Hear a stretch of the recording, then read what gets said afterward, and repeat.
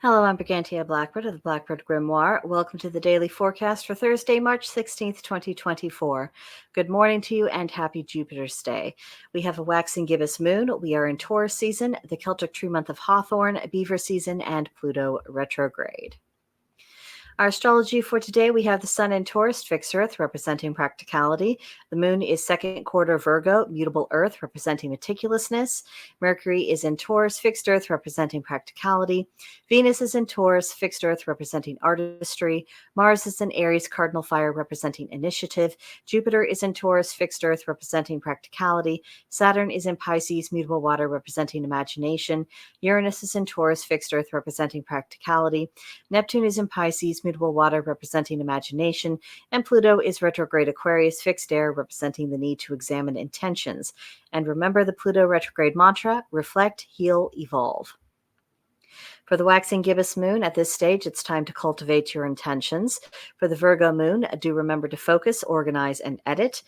Don't engage in undue criticism, perfectionism, or micromanagement.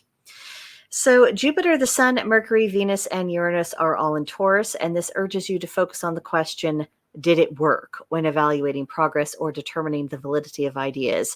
On the previous slide, you saw how everything kept coming back to practicality, practicality, practicality. Did it work? Is it actually functioning in reality and not just in theory?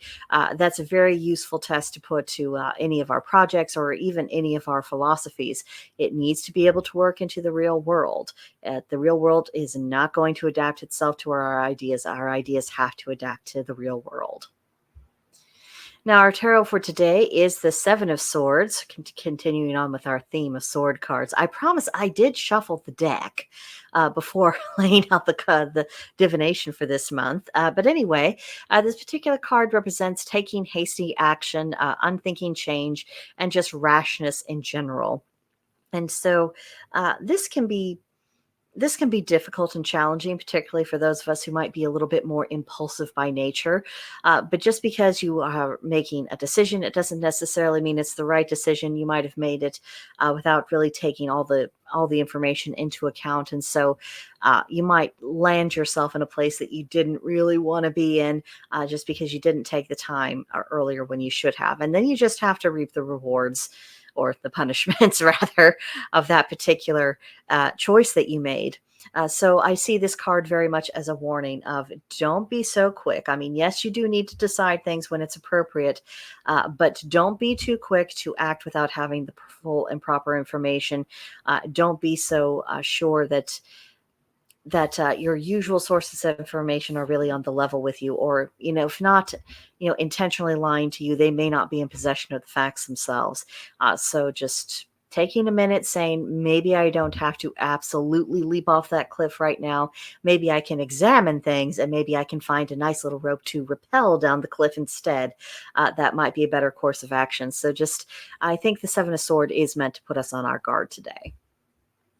Next up, we have today's Celtic triad, which reads, 3 things which makes a person wanton: beauty in their person, folly in their head, and conceit in their heart. So let's talk about what the definition of wanton actually is, because it's not in common usage anymore. But Merriam-Webster.com put it this way: having no just foundation or provocation, merciless, inhumane, being without check or limitation, or to act in a lewd manner, to be cruelly flirtatious, or to engage in sexual manipulation. That is essentially what wantonness is. There's a streak of cruelty of it, of capriciousness, of acting without reason, of power, exercising power for its own sake. I did it because I could, not even really having a real goal in mind of, I did this not so great thing because I had this goal and that seemed the most expedient way to get it. No, it's just I did it because I could. So you can see just that there is an inherent cruelty to all of that. And unfortunately, we see examples of this all the time. Oh, excuse me. That's better. Social media, I know I pick on that a lot, but we see a lot of needlessly cruel and needlessly pointless behavior on these platforms, because a lot of people still have it on their head. Oh, nothing here is real. It doesn't really matter, blah, blah, blah. But really, it does matter when people are choosing a way to act in a manner that actually denigrates their character, that degrades them as a human being. Things that, if they were to act this way in real life, and sometimes they do, it destroys their reputation. And there's a difference between being too preoccupied with other people think, if it prevents you from exercising your own conscience. But there is such a thing as building up a record of conduct, so people have an idea of who they are actually dealing with. It enables us to create frith with one another. If we have some idea of knowing of having an idea of what standards a person holds for themselves, so we can judge about whether or not that's someone to bring closer into our circle, or to kind of be on our guard against and keep them outside of our inner circle. It does matter. But for the wanton person, it's just whatever's going through their head in the heat of the moment. They just do it. It's not really complicated. It's just extraordinarily shallow. And what kind of life is that? There's no satisfaction to be had from there. You can't find any meaning with it. It doesn't serve any kind of higher purpose or greater good. It's taking up time until time is up.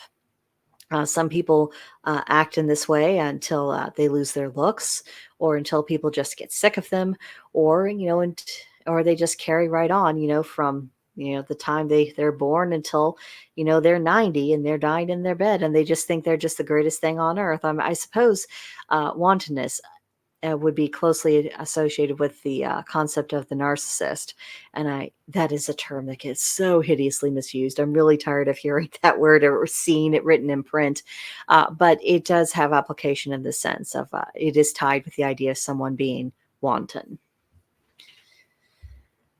Next up, today's magical intention is balance. The color is turquoise, the plant is the bluebell, the animal is the spider, and the crystal is turquoise.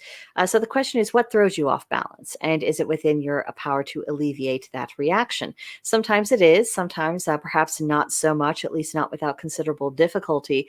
But being able to identify where your own personal weaknesses are and saying, okay, I can shore these things up. I can have some better coping skills. I can work on some internal issues to where I'm not as vulnerable in this particular way, and that ultimately serves the purpose of you being brought into better balance with yourself. For today's pagan practice ideas, meditate on the benefits of that masculine and feminine energy bring into the home. Honor the house brownie, meditate with a brown jasper crystal, collect some rose petals, and get plenty of protein. The protein thing that just popped in my head while I was writing this. I don't know who needs to hear it. I don't know if it's just a general admonition of, people in general would probably be happier if they were eating more protein and less sugars and this and that. I don't know, but I have learned to respond to these little nudges that I get. So there it is. If it's resonating with you, great. If it doesn't, apparently it wasn't. You were not who the universe was trying to reach today. But there you have it. Now, the journal prompt for today, we have the goddess Venus, who is associated with marriage. What insights do you think she has about the institution of marriage? Now, Venus or Aphrodite, we do tend to think of them in terms of lust or of romantic love, the early stages of a relationship when you still have the butterflies and all this and that. We tend to think about this goddess less so when we're actually thinking about a marriage and long-term relationships and things lasting over the long haul. So looking at her from this perspective, that could be an interesting thing to explore. So enjoy. That is the forecast for today. Come back again tomorrow for another edition of the Daily Forecast. Leave your thoughts about this one in the comments below, or email me at brigantiablackbird@protonmail.com. But bye for now.